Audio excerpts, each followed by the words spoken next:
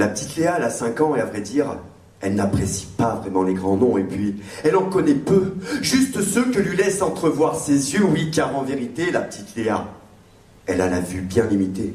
Léa habite dans une pièce, à un studio meublé. Elle vit là, la petite Léa, avec son père ou son grand-père, enfin elle ne sait plus où. C'est compliqué. Lui passe ses journées dehors, à l'extérieur, là où pour la petite Léa naît toutes ses peurs. Lui ne rentre au studio que de temps en temps, que pour elle, les repas, les pipis ou autre empathie paternelle. Quand il s'approche, elle entend son pas lourd et rigide, la cadence s'accélère, son cœur est vide, ses yeux livides. Il ouvre la porte, d'un coup, d'un seul. Il ne parle pas, il gueule. Dans un coin sombre, c'est pour dire si elle a de la place dans l'ombre. La petite Léa se recroqueville apeurée à vie. La lumière spontanée, soudaine et volée qui jaillit, l'éblouit. La petite Léa, elle a 10 ans et à vrai dire, elle n'apprécie pas vraiment les grands. Happy birthday to you, la petite Léa, c'est aujourd'hui. Mais elle ne le sait pas. Pour ses 10 ans, son père ou son grand-père, dois-je le redire, lui a offert une lampe et 2 piles. Ça vous fait rire. Mais la petite Léa connaît l'ampleur subtile et utile de ce présent. Il va falloir remercier comme son bienfaiteur maintenant. Mais elle n'aime pas ça, la petite Léa. Ça lui fait mal de devoir se soumettre à cette condescendance patriarcale. Il la prend dans ses bras, comme un père aimant. Mais elle n'aime pas ça, la petite Léa. Elle trouve ça dégueulasse.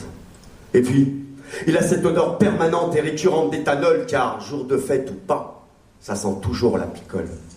La petite Léa, elle a 15 ans et à vrai dire, elle n'apprécie pas vraiment les grands. Aujourd'hui, c'est un grand jour. Pas le jour J, celui dont elle rêve depuis 15 ans, non, mais la petite Léa arrive à terme.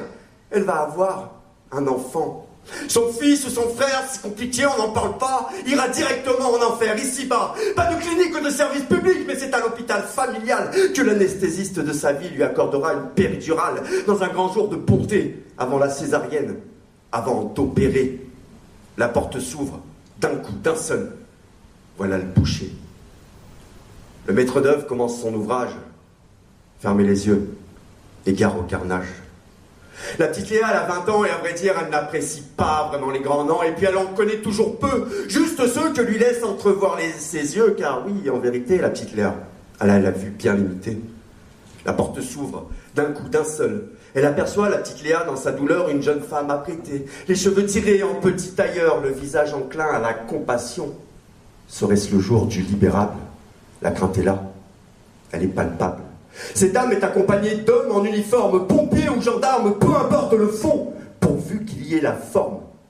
Les bracelets aux poignets, son bourreau se résigne. Enfin, le jour J, celui de la délivrance se dessine. La lumière, une fois de plus, l'éblouit, mais cette fois-ci, c'est la dernière. Cette fois-ci, c'est fini. Waouh!